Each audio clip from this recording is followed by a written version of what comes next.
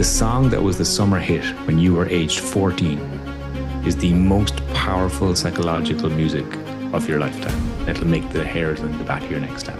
And so this guy thought, well, what if we, and this is the genius of scalability and AI and technology. So we've already harvested the phone number inbound. We've already matched it to the account. So why don't we just go one step further and pull the date of birth from the account and then kick the jukebox in. And while that person is waiting, play them the 3 summer hits from when they were 14. Whatever age, if you're 22 calling in or you're 62 calling in, you're getting 3 or 4 different songs, but they're relevant to you and your youth.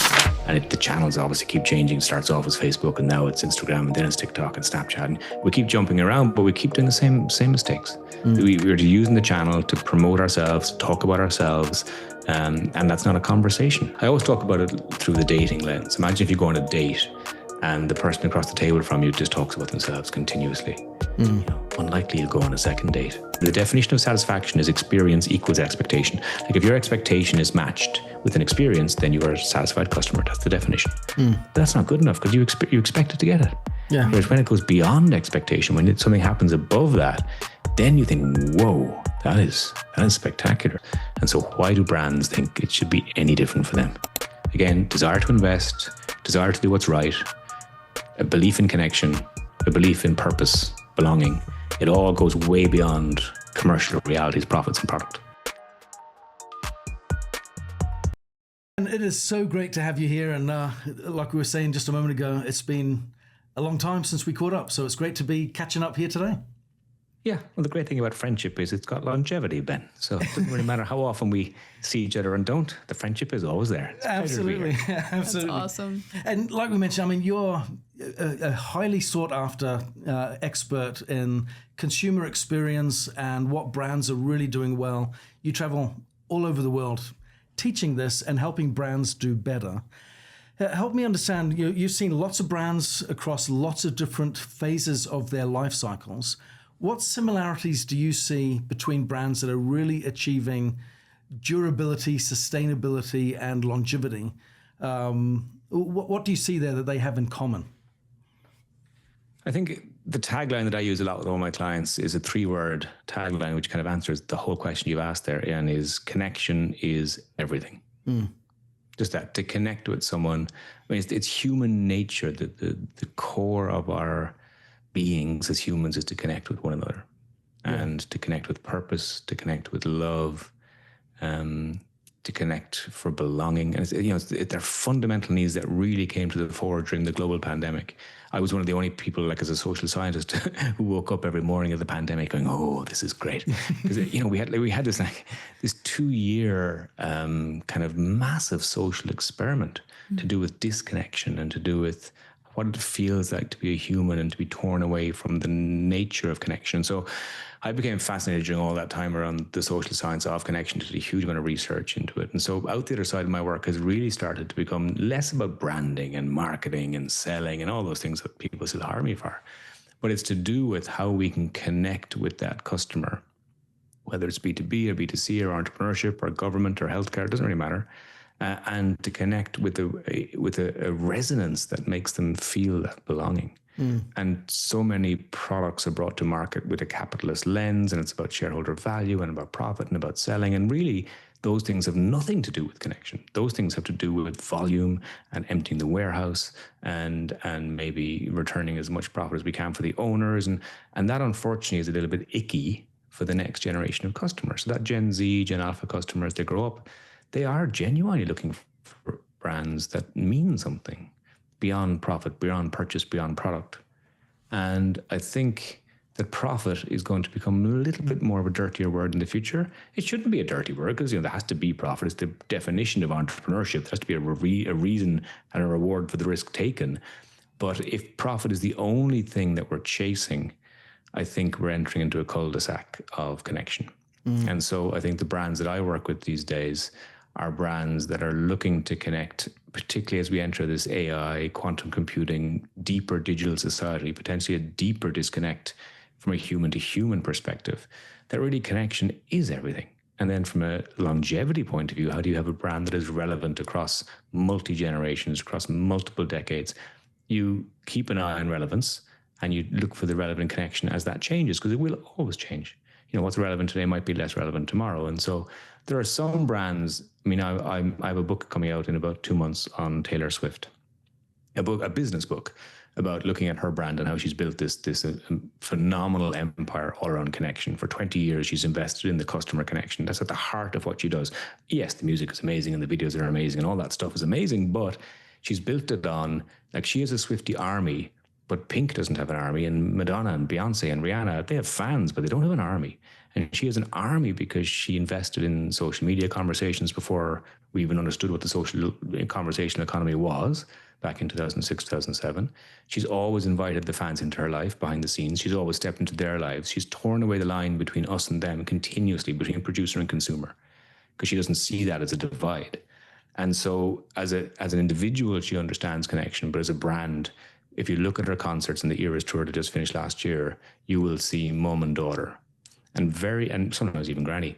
And very few brands have the longevity in her industry, for instance, in pop, across 20 years. Very few. They come back in the end, of course, from a nostalgia point of view, but she's not on the nostalgia tour. She's still on the arc, still on the upward arc. And every single album that she brings out, her 12th due later this year, builds on the previous. And so if you're looking for examples on longevity and the reward and the ROI for customer connection, she's a great example, because there is an ROI involved in continuously connecting with purpose and with authenticity and with vulnerability. And these are things that were never really discussed at a boardroom table. If you brought up the word vulnerability or authenticity at a boardroom table 10 years ago, people would have laughed at you and thought, go back to therapy there, Ken. But today, the customer is looking to invite brands into their lives. And I use that word quite purposefully. Like, they invite you into their life every time they buy your product or service. And if we're expecting to be invited, let me finish the point. Yeah. If we're expected to be invited in, then like any invitation, we have to honor the invitation. You don't invite someone into your home and treat them wrong. So there's this kind of, from a branding point of view, a step back from just the capitalist profit greed towards, well, what could connection be and in what format might that be? Yeah. I think one place where I've seen it really play out, where everyone is learning publicly on that, is when social media started to become big, right? And brands saw that as a place to show up and connect with their customers, but it's social media, and they were all about business when they kind of first entered that space. And so a lot of companies really failed there. And many companies, I think, now continue to struggle to know how to connect with their customers well. They might understand this concept of, because authenticity has become a bit of a buzzword, right? And vulnerability and transparency and behind the scenes and what have you. But a lot of people just don't do that well. Are there any brands that you see that are... I agree. I agree with that point. I mean, if you think about, like, we teach a module called marketing communication still to all the graduates all over the world in every marketing and MBA. And marketing communication is supposed to be about this idea of connecting with the customer, but it's marketing communication. And communication is supposed to be a two-way thing, but in marketing, really, we have a habit for megaphone. And we did it in the 1960s and 70s with mass media, with TV and radio and print media. And then we got this thing called social media, which allowed us in theory to have one-to-one conversations, but we didn't do that. We stuck with the megaphone, and brands would still just use social media to talk about themselves. I always talk about it through the dating lens. Imagine if you go on a date and the person across the table from you just talks about themselves continuously. Unlikely you'll go on a second date. And so that's what we do from a branding point of view. We have this new channel. And the channels obviously keep changing. It starts off as Facebook, and now it's Instagram, and then it's TikTok and Snapchat. And we keep jumping around, but we keep doing the same mistakes. We're using the channel to promote ourselves, to talk about ourselves, and that's not a conversation. That's just one-directional megaphone conversation. So the conversational economy is about that genuine interaction between two people and feeling. Brené Brown has a wonderful quotation that she says, I define connection as the energy that exists between people when they feel seen, heard, and valued. And so those three things: seen, does my customer feel seen? Do they feel genuinely heard? And do they feel valued? And in a mass market social media drop, that none of those things happen. Whereas when you have an issue as a customer and you reach out, maybe via one of the social media channels, and someone genuinely, and it doesn't have to be someone, it can be really good quality AI, but they can listen to you, they can acknowledge your issue, they can be empathetic to you, they can take some action, you can now feel some compassion, and now you feel seen and heard and box ticked. That's it. Yeah. As opposed to, sorry, that doesn't match the terms and conditions. No, done. Send me an email. And so there is a new order that is very evident, again, for the next generation of consumers who have grown up in social media, who've grown up with interactive, who've grown up with collaborative. Naturally, they collaborate with everything through those channels. And therefore, the question remains, do our old marketing approaches, are they relevant to that next generation? Not really. And so to win that race for relevance with any new customer, no matter what industry you're in, you do have to shift away from communication to conversational in how you're dealing with your customer. Yeah, yeah. And from a community building perspective, because you're addressing something there one-on-one, which that's where the value and the relationship gets built. From a company perspective, when you're managing a brand, I guess the challenge is scalability of that, because they're wanting to connect, like you said, use the megaphone for maximum impact, but the megaphone tactic doesn't work. The one-on-one does.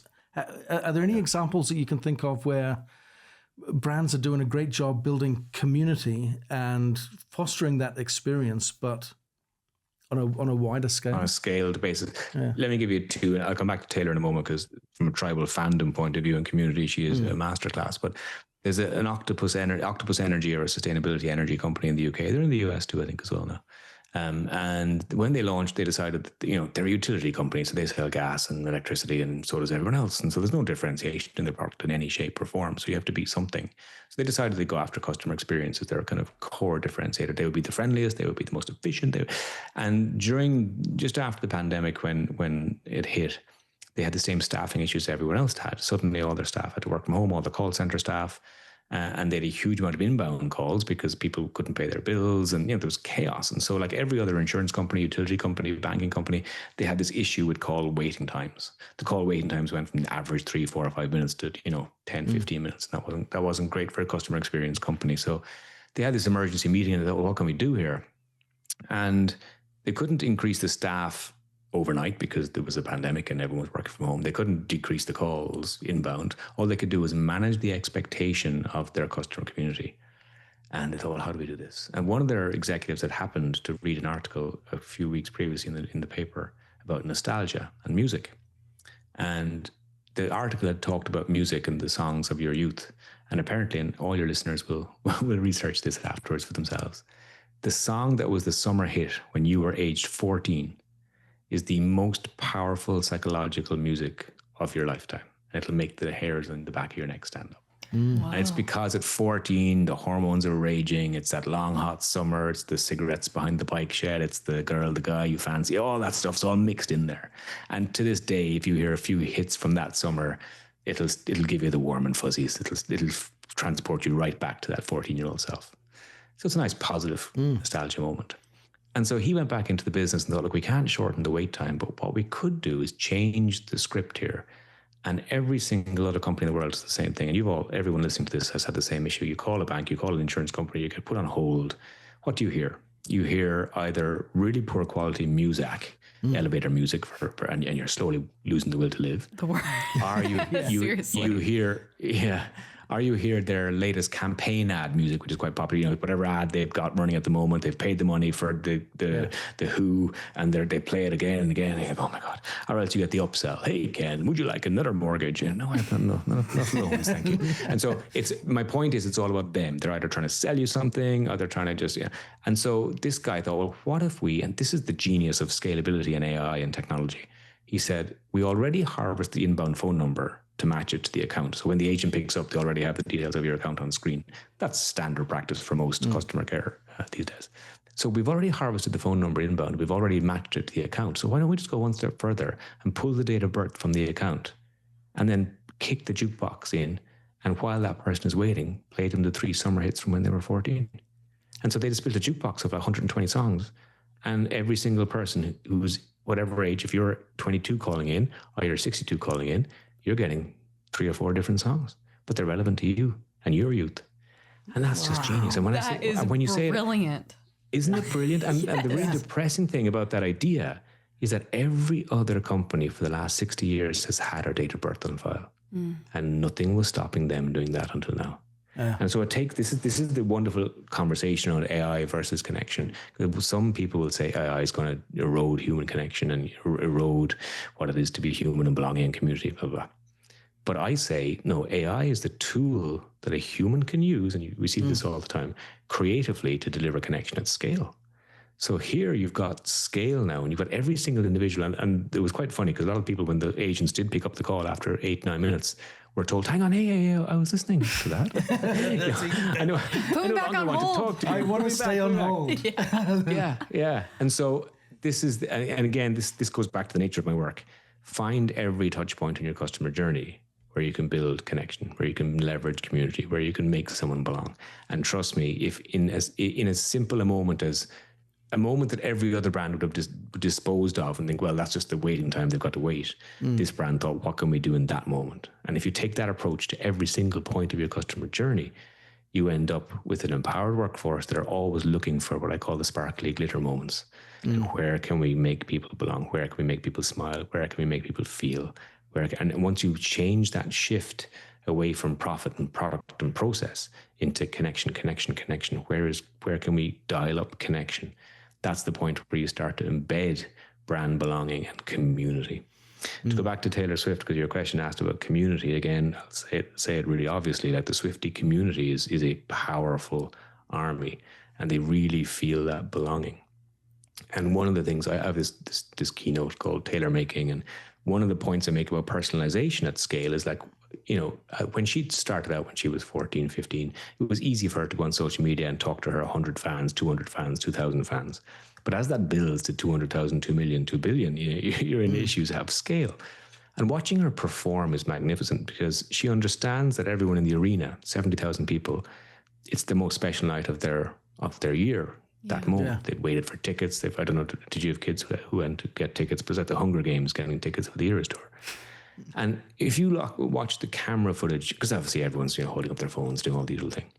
And when she performs, she has a 3-hour show, and she will perform to each individual phone for 8 or 10 seconds. So she'll sing right down the lens of Ben's phone, giving Ben his 8 seconds of Taylor time that he will treasure forever, of course, and play it again and again and again. But most importantly, he will post it. Because we don't really, well, we would. Some of us will post this general concert footage, but the one thing you definitely post is when Taylor looked right down your lens and didn't look down just for 2 seconds and move away. She purposely held the gaze of the lens for the full 8 to 10 seconds and ripped your soul out of your body. And you thought, oh my God, this is it. And she does that again and again. So during a 3-minute song, she might do that 10 times. She'll lift her chin and she'll perform to the audience, and then she'll drop again and pick a lens. She keeps going back forward. So she knows scale versus personalization. Both are important. So yes, you have to perform to everybody, but you can also perform to individuals and give them everything around connection, knowing that then that connection gets posted on social media and it becomes a 10-time factor connection for everybody watching, because everyone watching thinking, oh my God, because now Taylor is singing to you through your phone. So it's just, it's a magnificent entrepreneur and someone who truly understands the nature of connection, how you can leverage technology to make that connection more powerful. And so I think in terms of community building, what we're looking for is those moments where people feel that belonging and then deliver that with absolute scale. And so every industry is starting to lean that way. Like education is one of my favorite industries to look at in terms of AI at the moment and the power there. So for years, we've had a very blunted way of educating people. We put 30 kids in a room. We operate at the slowest level. The class has to go at the slowest level of the slowest kid in the room, and it's not really optimized as a educational method. But now AI comes along and says, well, hang on, how about Jimmy, who doesn't really understand, he's struggling with area and perimeter and geometry, but is really good at Minecraft. Jimmy's plays hours of Minecraft, loves it. So why doesn't the AI avatar, who is now a deepfake AI avatar, a real person, who Jimmy maybe has designed himself, or just drops on and talks to Jimmy in a voice that Jimmy loves, and he talks to him every day. But he's going to teach Jimmy through tools that Jimmy understands. So he's going to bring him into Minecraft, and it's going to teach him area and perimeter and all the geometry that he needs to know in Minecraft, and then he gets it. And his sister, who's 15, 16, and is really struggling with supply and demand and pricing and quantity in her economics, the system knows she's a Taylor Swift fan, so it says, okay, let's go to the Eras tour and let's talk about demand and supply and ticket pricing. I'll show you why you ended up paying $4,000 for a ticket, whereas it actually only was 200 retail. So it uses everything that you are and who you are to educate you. So the day of sitting in a classroom, which we still do for a bit of belonging, but the power of scalability through technology, of connection, of connecting you with what you understand, connecting you with how your brain works. Because again, all our brains are, 30 kids in the class, you got some who are visual learners, some who are oral learners, some who are oral learners, some who are physical learners. And it's actually kind of cruel to try and teach them all in the same way. Yeah. And so now we're going to have technology that allows every kid to learn in their way, to not feel as stupid as they might be otherwise with the grading systems that we have that are very blunt. And out the other end will come people who are educated to the point where they understand these things and are connected. So I think every industry is starting to look at technology as a scalable way of connecting and belonging and purpose and community. Yeah. There's a lot of people, when you talk about AI, get nervous about what the future holds with that. It sounds to me, as you talk about it, that you see it as a real enricher, like a flavor enhancer and a strength. 100%. In my business, like I'm a speaker. This isn't even me. This is an AI version of me. Real Ken is teaching his son how to drive. I'm doing something else. This is my avatar. I'm actually on holidays in the Caribbean. I'm interested in. Yeah. Let's all do that with the Matrix. I think, I do see it as an enhancer. I really do. There's obviously safeguards. There's lots of moral questions about it. And I do think we're heading into a deeper digital society that won't be good for human connection and human mental health. So I do have my reservations hugely about all that. I had a research subject about two weeks ago. Cyber behaviorism is a field of social science that studies how people behave in the real world because of their digital interactions. So cyber behaviorism is often mistaken. People think, that's studying digital interaction. Well, it is, but it's only studying digital interaction to the point of understanding people and how they then will operate in the real physical world. And I had a research subject talk to me about ChatGPT, and she uses ChatGPT for everything. It's an amazing tool at her work and in her home and her life, and she does all her nutrition planning from it and blah, blah, blah. And she was saying that, again, it was something that she just said that I thought, oh my God, there's something in that. She said, ChatGPT is so efficient and always gives me the right answer and is always so polite that when I'm in real world work meetings now and people aren't as fast, aren't as efficient, and certainly aren't as polite, I get quite frustrated. Yeah, interesting. And I thought, there you go. Because the beginning, as the AI world becomes hyper efficient and hyper friendly, and you think, I like this. And then real world interactions become a little bit gritty. You think, you're not as polite as ChatGPT. And so, we need to find a space where AI can deliver the human connection. So that Octopus Energy example is a good example. But there's, of course, plenty space for, human connection still. And the power of human connection. I heard a lovely story. I was at a healthcare conference recently, and I was talking about connection, the importance of making people feel special. And this nurse came up afterwards and she said, "Can I tell you a story?" I said, "Yeah." And she said, "I was, working during the pandemic, and obviously it was really hard for us as nurses during the pandemic because we kind of played both roles. We played nurse and we played family counselor because they had no visitors, and it was kind of your role to spend an extra minute or two with all these people, but you didn't have the time because the healthcare system was creaking." And she said it was tough for us as frontline workers. But she said this day there was an elderly gentleman in, and he was in for some kind of surgery, and he was in his early 80s, and he said I could see he was lonely, and so I spent just an extra minute with him after I, did whatever I was doing with him. And he was talking about his interests and his family and his hobbies. And he'd been a keen fisherman all his life, and he didn't do it as much anymore. But so that was it. The story, that was her minute done, and she went off shift. And the next day she came back in and she passed his bedroom and she brought him a fishing magazine, which she had bought on the way in the shop downstairs in the hospital. And when his patient satisfaction survey came back in after his few days in the hospital, he didn't talk about the food or about the surgery or about the consultants or about the process or about all the usual stuff that patients said. His survey was just pages and pages of this wonderful woman that had made him feel seen. For years, he hadn't felt seen, and she had just heard him and then had acted on what he had said. And it was just a $5, $6 magazine, but it meant everything to him. And in healthcare, when I work with healthcare clients, I always remind them that in healthcare, there's very few industries where it literally is life or death. And healthcare is one of those. And sometimes I'm in insurance or financial services or retail, and it can be hard talking about connection. But in healthcare, connection genuinely is everything. And in customer experience, when we do something like that to a patient, we often forget they're so vulnerable when they are in clinic or in hospital. And anything you do in a positive sense is hugely magnified by them and from an emotional point of view. So something as small as getting a magazine on an average anywhere else in a hair salon is like, okay, fine. And the problem with healthcare too then is the opposite is also true. If you drop the ball on a patient, if you make them feel invisible, if you make them feel that the plastic bracelet was snapped on and their identity disappeared, that is also magnified because of the vulnerability, because of the trust they put in the system. And so it's one of those interesting industries that everyone gets into healthcare for the right reasons, but then is exhausted as a workforce. I don't know anyone in healthcare who isn't exhausted. Clinicians, nurses, doctors, admin staff, they're stretched and they're doing their best, but they have extremely vulnerable patients.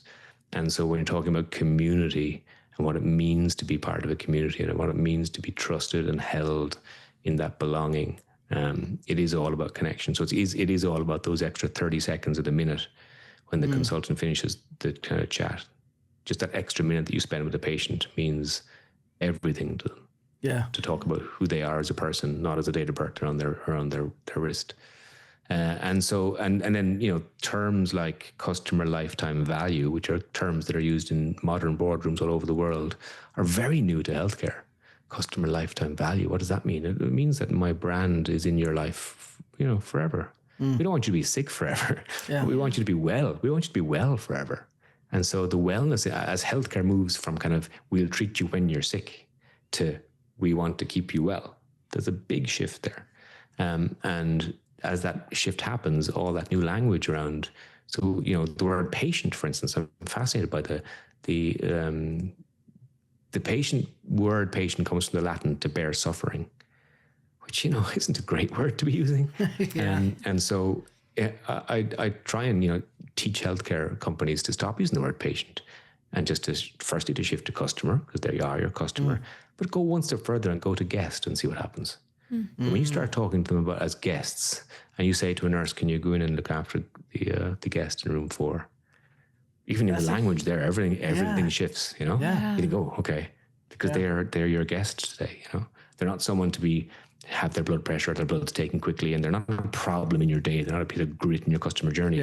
They're your guest. I mean, that's why Disney did it years ago. They started calling their customers guests because it changes the way the employees interact them with those customers. And again, I think one of the issues with connection is it has to come from the top down. One of the issues that I have all the time is that one of the questions we get all the time is how can I instill this customer experience philosophy throughout the organization? My answer is always, well, you can't unless the top of the organization, all the way from CEO down, truly believe in this. And let me tell you 2 stories. I'll tell you a healthcare story first, and I'll tell you a travel story. So the healthcare story, I won't mention the hospital, but I had a breakfast meeting with him recently. He's one of the CEOs of the biggest hospital groups in the US.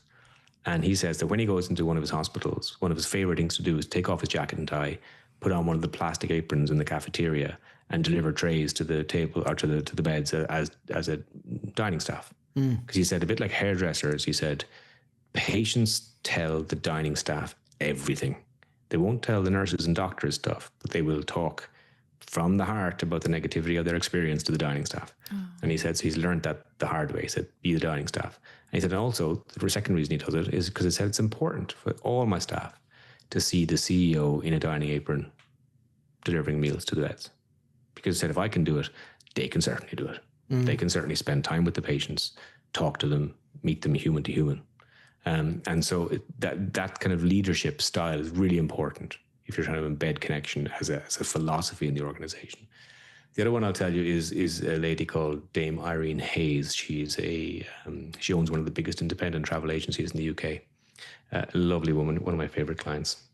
All my clients are my favorite clients. But Dame Irene is wonderful. Important specification there, Ken. Exactly, yeah. Connection is everything to them all. But she's just a lady who has an extremely flat organization, a huge organization, but every single person in her organization optimizes their customer experience every day because of who Dame Irene is herself. And she tells this wonderful story about a gentleman she had on a cruise. She had booked him a cruise, a very wealthy man, very posh cruise, and he was on this cruise for 2 weeks. And he was at the bar one night, waiting for his wife to get dressed, as many men do. And he was at the bar with another man who was also in the same situation, waiting for his wife to get dressed for dinner. And the two men are having a chat. And they start talking about the amount of luggage that their respective wives have brought on this 2-week cruise, And Dame Irene's client says, I think my wife has the most shoes on this cruise than any other woman, definitely. And then the other guy nearly chokes on his whiskey and thinks, no, actually, that's a wager that I'll bet with you, because actually I think my wife has more shoes than anybody else on this boat. So they ended up having this gentleman's bet for $5 that they would meet at the bar the next night. They would go home and they would count in their cabins the number of shoes that their respective wives had. And then for $5, they'd settle the bet the next day. Yeah. And so they arrive at the bar the next night, and Dame Irene's client is quite confident that he's going to win this bet. For 2 weeks, his wife has brought like 36, 37 pairs of shoes on this cruise. There's nearly 2 a day. Like what? Yeah. And he's quite happy he's won, until the other guy says 45. My wife has 45 shoes. And so this became kind of funny story in her organization. And the next cruise that her client booked, which is maybe a year later, he boarded the boat with his wife, and in his master cabin arrived, and there was a chocolate shoe on the bed, which Dame Irene had called and had the chef of the cruise make for him, with a note that said, this time you're 1 shoe ahead. And so this idea of and it's a story she tells, but it's a story that happens every day in our organization, because every day in our organization, something like this is happening, where they're taking some information or some story or some data from a client or customer, and then reflecting it back weeks later, months later, years later, again, making the customer feel seen, heard, and valued.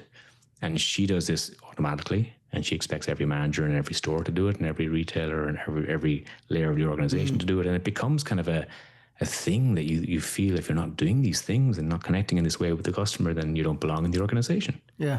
And so this is, it's to do with leadership and inspiration and sharing those stories. And I can tell you hundreds of those stories from various companies of people making that connection happen. Yeah. As a social scientist, why is that so important to us, to feel heard, seen, and appreciated that way? Because that is huge. I mean, a little story like that, such a small gesture, yet it means so much to us. I was just using the healthcare example that you shared. I had a minor surgery a couple of weeks ago, nothing major, but I got a handwritten card in the post from Intermountain Health, signed by everyone that was involved in my procedure at the hospital, wishing me well and hoping for a fast recovery. And it was personally signed by them, and they just put a little in brackets, this is what I did, kind of thing. And I was not expecting that, but it was awesome to me to get that. And why is that so important from a social scientist's perspective? I think it's natural it comes back to the red rope at the nightclub moment, Who doesn't like the red rope to be lifted for them, and you go past all the queue and think, suckers. We like to feel that we're special, absolutely. And because it's an investment, it's a relationship, you see. So by turning up at that hospital, it doesn't matter whether you're paying out of your pocket or your insurance is paying, you're kind of choosing and in healthcare again, literally, you're giving them your life, you're giving them your trust. And so you've kind of looked after that side of the equation. And then what you're looking for is something in return. And in business, what we're really bad about is that interchange. So I wrote a blog that's coming out tomorrow on Wimbledon recently. I was watching the tennis tournament and I was thinking, why is Wimbledon so famous? And I was just looking at metaphors for customer experience.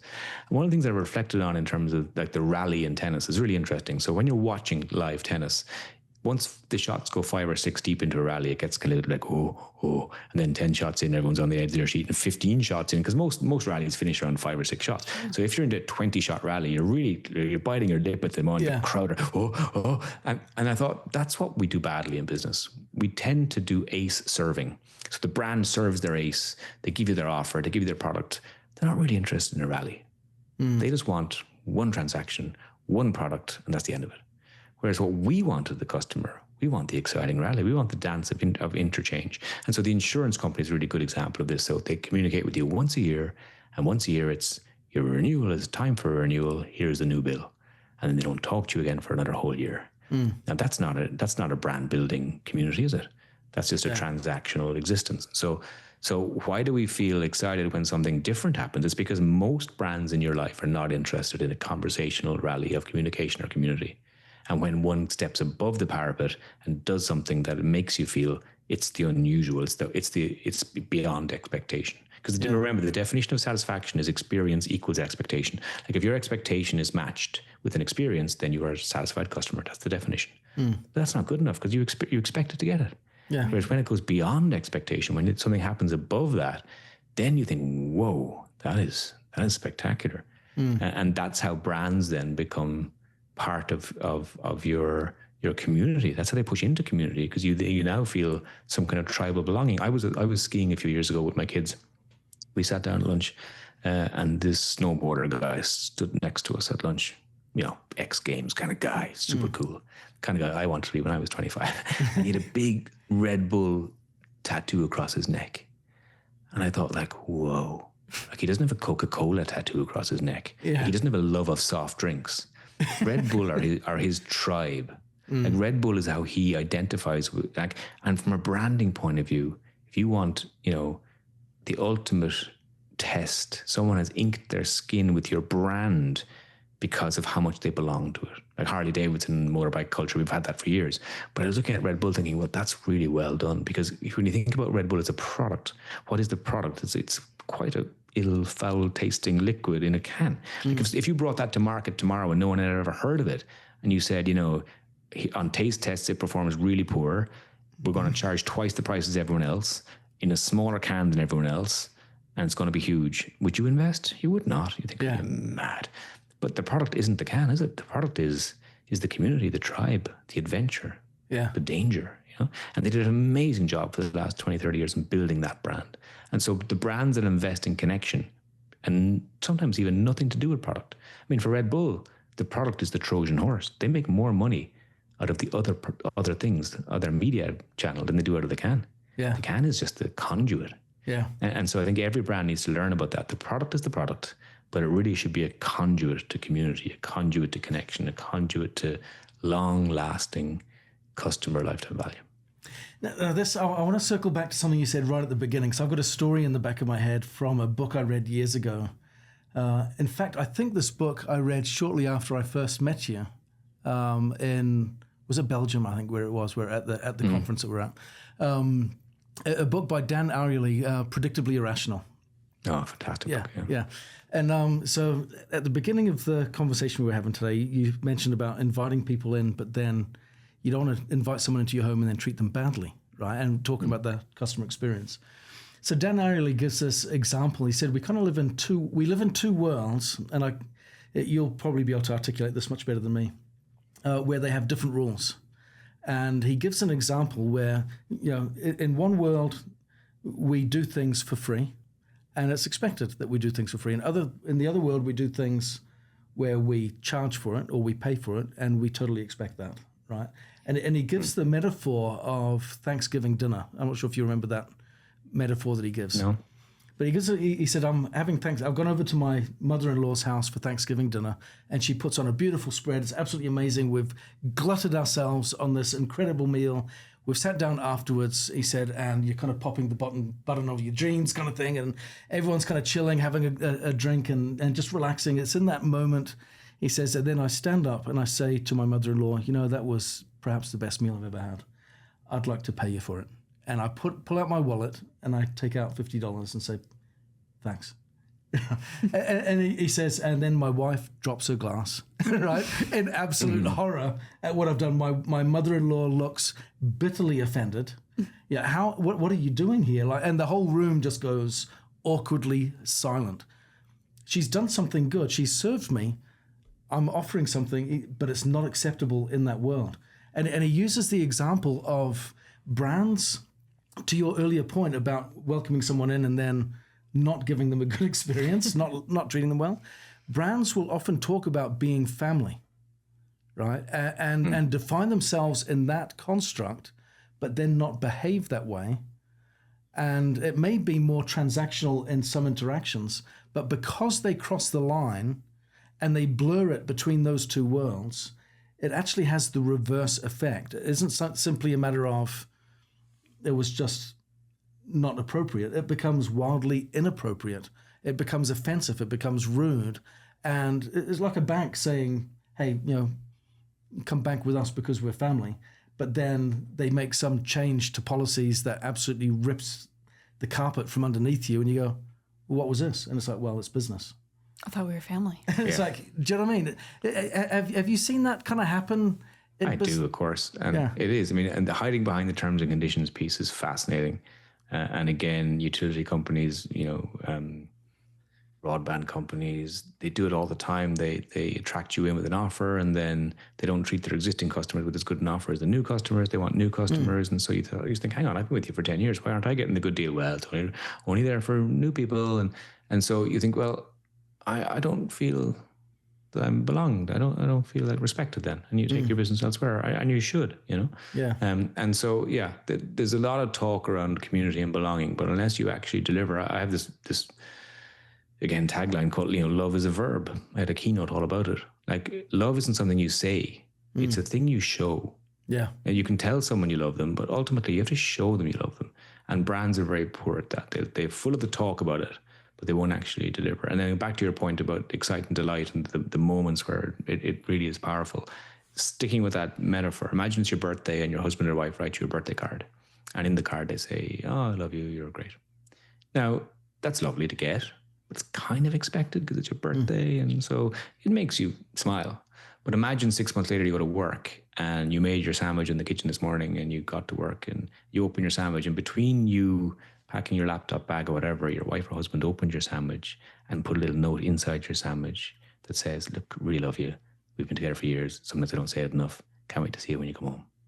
And out of the blue, you open your sandwich on a wet Wednesday in the office and you get that. It's the same message that would have been in the birthday card 6 months ago, but it's so much more powerful now because it's not expected. Yeah. And that's the point about brands. You need to find the point in your customer journey where you can make the customer feel that love in an unexpected way. Yeah. Because if it's expected, then you don't nudge past satisfaction. It's expected, I get it. Whereas if you really want to make someone smile and make someone feel that there's some form of bond here, because again, the mistake people make with transactional loyalty programs, I mean, every brand has a loyalty program. It's the most misnamed thing in the world. It's not a loyalty program. There's no loyalty there. It's a transactional program. Buy 9 cups of coffee, get a 10th coffee free. There's no loyalty there. Whereas loyalty, emotive loyalty, is feeling that I can't walk past this coffee shop because Roger, who owns the coffee shop, I like Roger. Roger likes me. He looks after me. But that's loyalty. That's emotional. It's a heartfelt thing. And so emotional loyalty is what we need to be looking for from a branding point of view. Emotional community ties, and they only come from investing in relationship. Yeah. And you have to have a desire to invest. I get the ROI question all the time. Well, show us the ROI on this stuff. This all sounds great, but show me the ROI. Again, let's go back to human interactions and human relationships.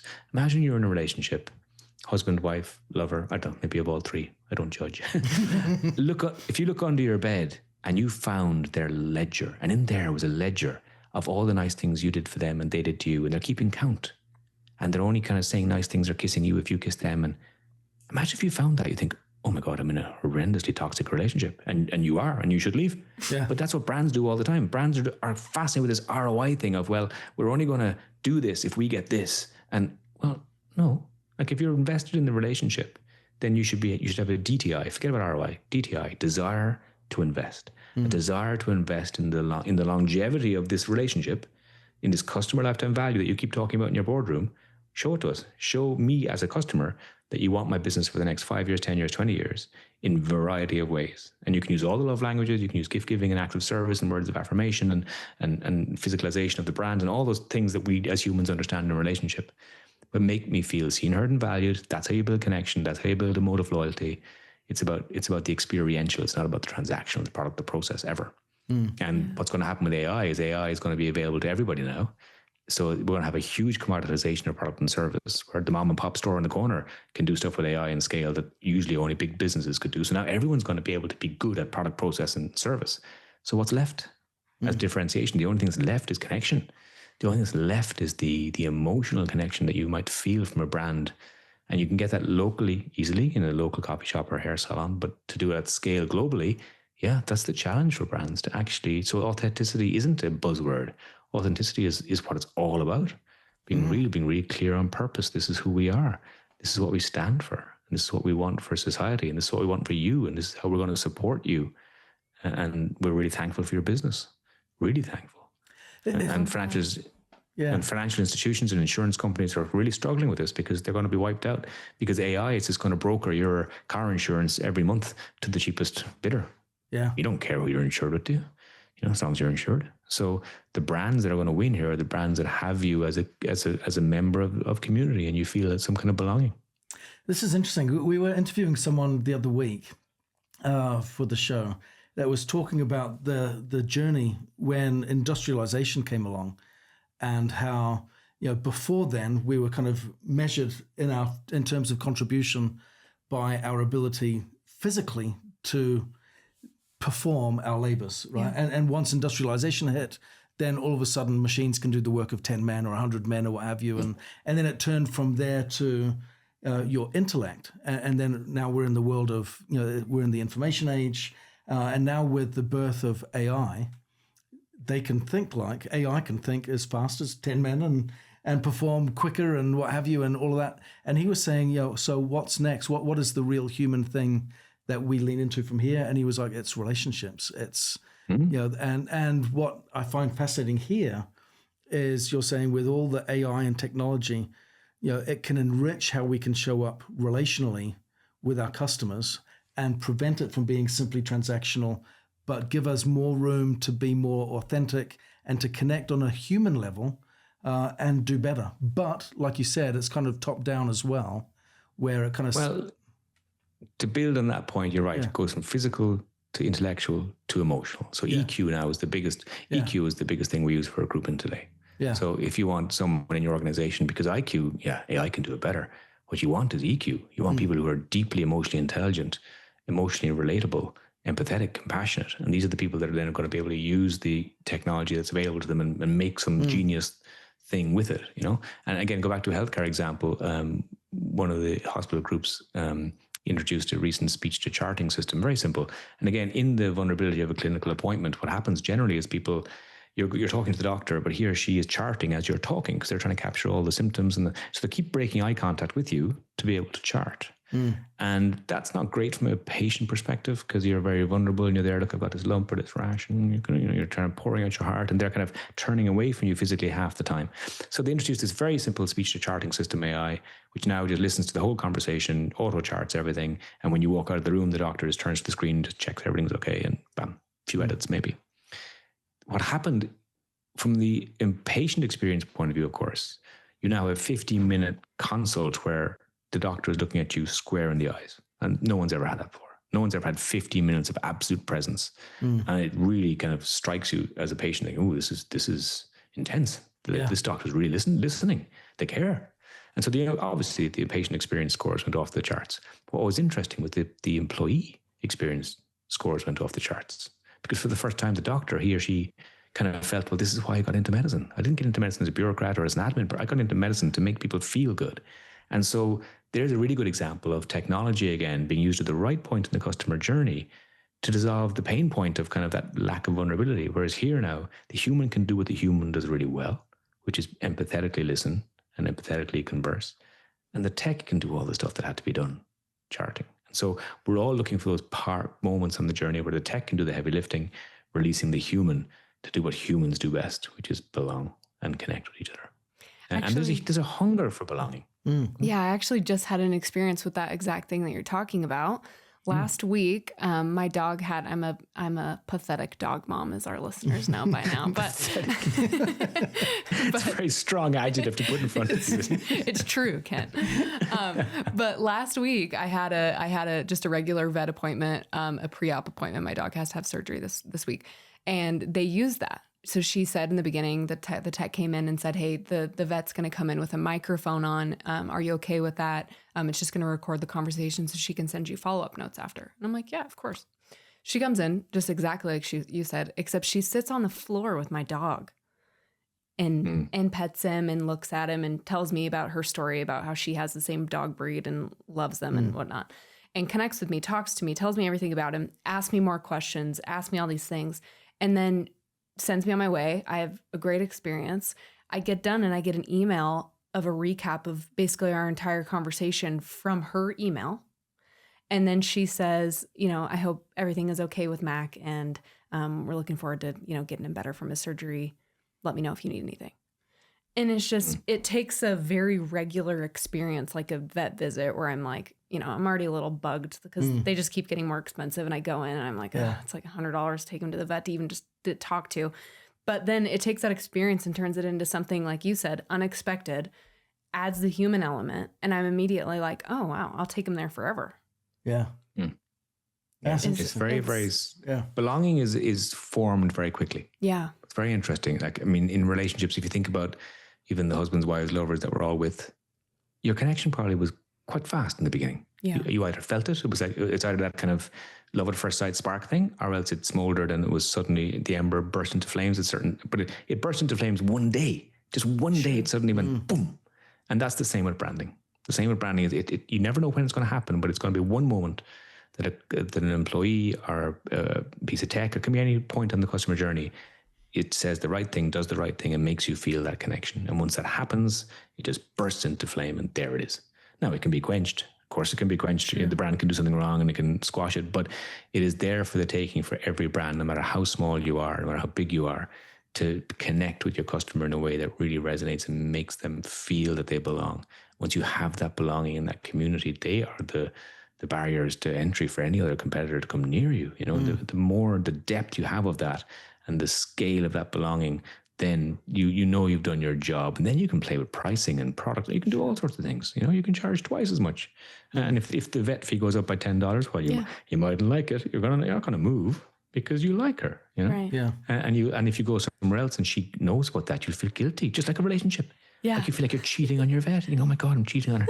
And so that's when you know you've gotten that's when you know you've got an emotive relationship with a brand. Yeah. When you kind of feel bad about going, and hair salons often have that. Totally. If it's the same person's been cutting your hair for you and you go somewhere else and they say, oh, I haven't seen you for a while. What they're saying is, who have you been? I'm sorry. I don't recognize these highlights. And so the belonging part of that is really interesting, and so and look, again, human nature. There's a great book called The Good Life. I'm sure you read it, and if you can get Professor Waldinger on your podcast, I would highly recommend chatting to him.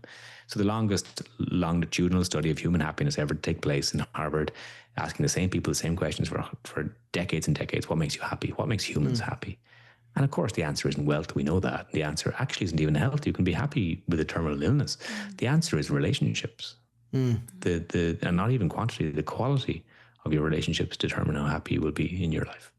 And so having good friends and good family and deep relationship is what makes us happy, full stop. Scientifically proven, and it lowers your blood pressure, and it physically healthy, emotionally healthy, mentally healthy. Everything follows from strong, healthy relationships. And so why do brands think it should be any different for them? I don't get it. I don't get why they think, oh no, it's about volume and sales and product for us.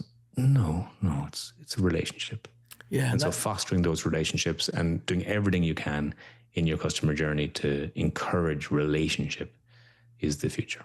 Yeah. And I think, you mentioned we kind of spark into that relationship pretty quickly when the right elements are there at the right time, right?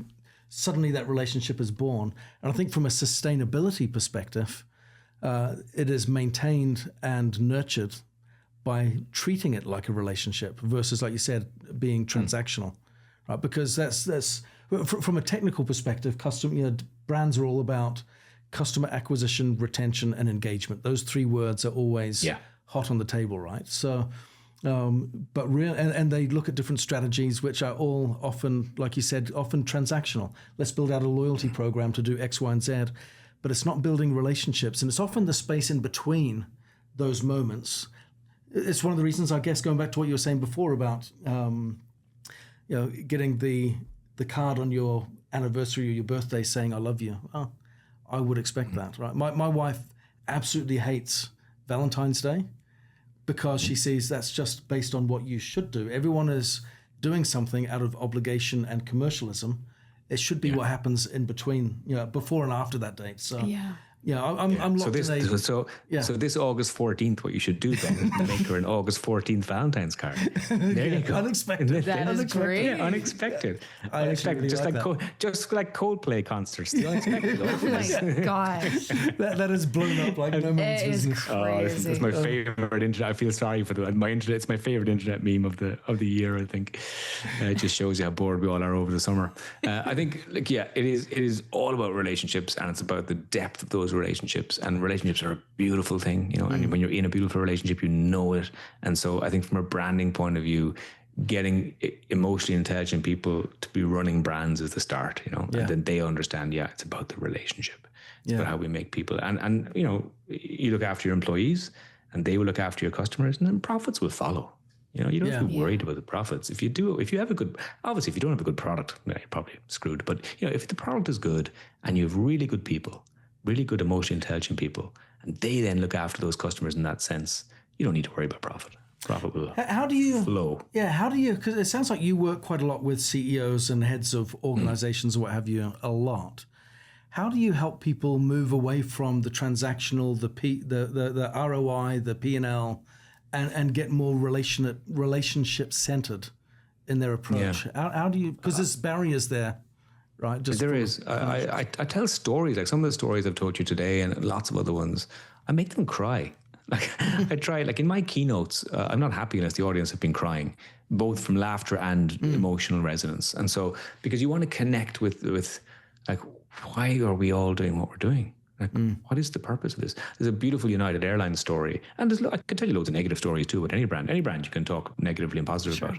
But this guy Kerry Drake, he lives in San Francisco. He gets that call that many of us have had, and if you haven't, you will do someday.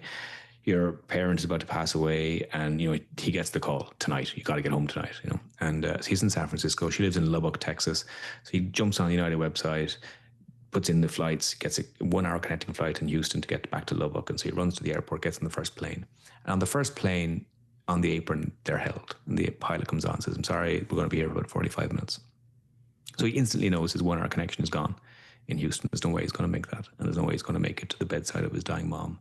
And, Hollywood gives us this idea that you should be there. And it's not always realistic, but, we'd like to be there. And so he starts crying on the plane, just softly to himself. And the air hostess sees him crying and brings him some napkins to dry his tears. No idea what's going on. And while she gives him those napkins, she gets the story and she thinks, oh, it kind of sucks. And maybe she's had the same experience before. Maybe her mother passed away a year ago. I don't know. But she thinks that sucks. And she goes back and she mentions it to the pilot. And he also thinks, you know what, that really sucks. And so he picks up the radio and he radios ahead to control in Houston, and he gets patched through to the pilot who's on the next plane, and completely off the system, completely out of norms, because everyone who works in aviation knows planes in the air make money, planes in the ground make no money. And so, pilots are bonused about turnaround times and getting up. And so between the two of them, they collude to hold the second plane on the ground. The second pilot makes up some reason, I don't know. So now you're all wondering, listening to this, thinking, all those delays they've had. Wait a second. Were they real? Yeah, the cargo door isn't closing. And so Mr. Drake comes off that first plane. They make about 20 minutes up in the sky, but it's still running 30, 40 minutes late. He lands into Houston, does the airport Olympics that we've all done, running from gate to gate, bags flying, comes around the corner and meets the second pilot, who's standing at the top of the ramp with his arms folded. And he puts out his palm and he says, "Mr. Drake, stop, please. No need to run. This plane goes nowhere without you on board, sir." And he boards the plane and he makes it to Lubbock and he makes it to the bedside of his dying mom to say goodbye. And obviously afterwards it becomes a little bit of a viral story. And ask yourself the question from a customer intimacy point of view: who will Mr. Drake fly with for the rest of his life? And so it's not about product really, it's all about people. Yeah. It's always about people. And in those moments, were those two pilots fired? Well, they weren't. And it was a risk they took maybe, but doing the right thing is always more important than doing the commercially viable thing. So if you're chasing profit, you will lose customers continuously. Yeah. But if you're doing what's right, and if you believe in connection, and you believe in relationship, and you listen to your heart and not your mind, then you will always, as a brand, be pointing true north, and the customers who respect that will line up with you. And so I think that's how I deal with talking to CEOs about doing what's right. and understanding that, without purpose, well, what is your purpose then? Shareholder value, maximum shareholders return. Okay, good luck with that. But, I don't think you're going to be on your deathbed looking back on your career thinking I was great. I returned huge shareholder value.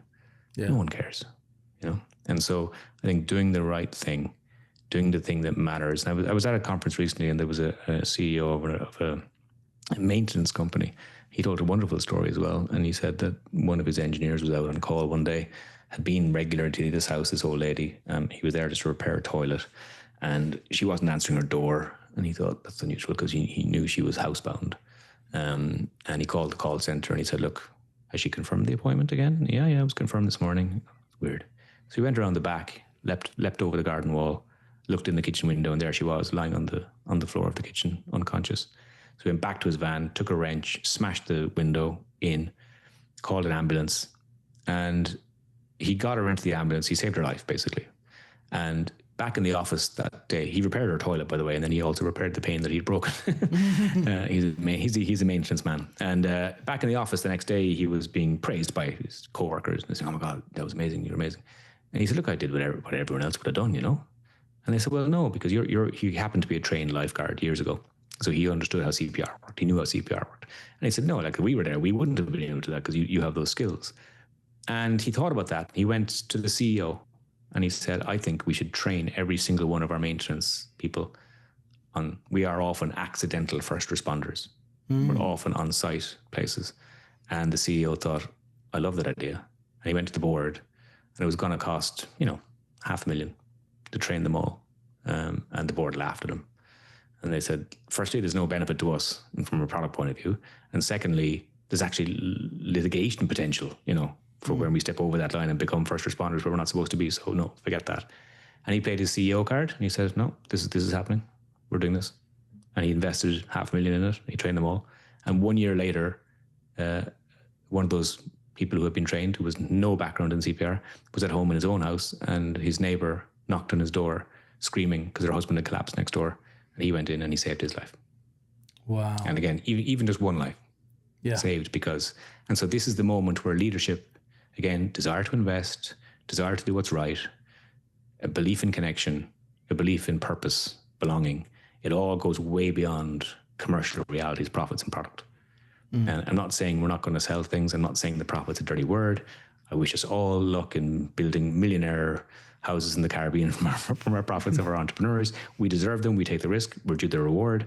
But if the reward is all you're chasing monetarily, I always think about when I studied accounting in first year in my school, in high school, I remember learning that the 2 red lines underneath the balance sheet meant you were finished. 2 red lines under the number. And I remember asking the teacher, why is it 2 red lines? Why isn't it 1 red line? And he couldn't answer. He said, it's just, that's the way it is. And for me later on in life, I realized that when you draw 2 red lines under a number of profit, the first red line is all the reward and the risk and the work you've done. And the second red line is the second reason you do things. It's not about money. It can't all be about money. There has to be a purpose behind what you're doing. One of them can be money because that's the way business works. But you have to have a second line. And the question that everyone needs to be asking, listening to this today is, well, what is my second line? Like, what is my connection? Yeah. What is the connection beyond product and service? What is my community, my belonging? Why does my product exist at all? Because someone else can make your product and service. Yeah. So what makes you unique? It's about connection. Ultimately, connection is everything. Yeah.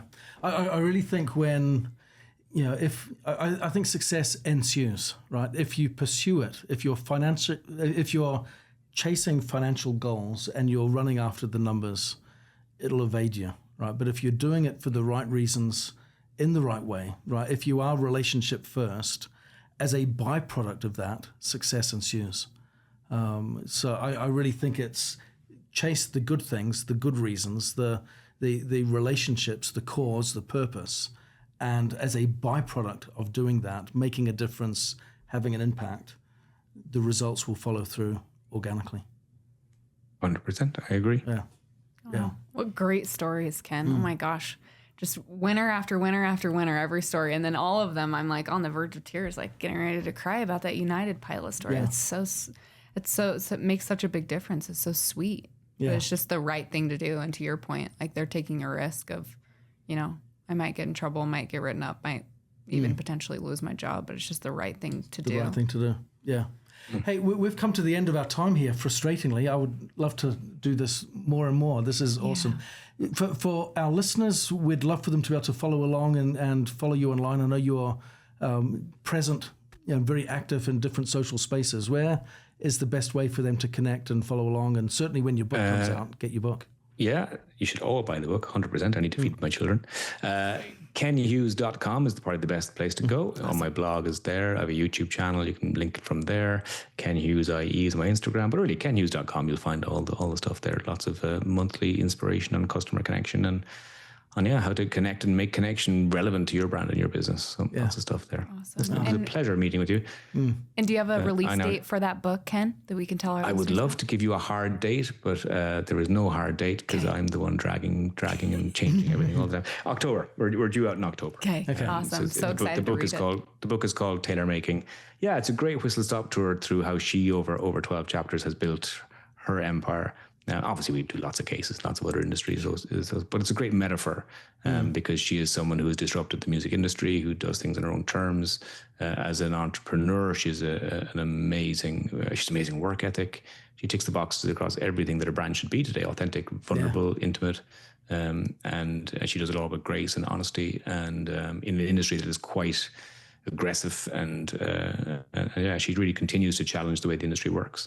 And so, there's a lot of learnings that every business can take, whether you're a small mom and pop business or a big global CEO, from how she has done it. And it's amazing how like a 36-year-old has taught us all the kind of brands that we should be running, Yeah, that's huge. Awesome. That's awesome.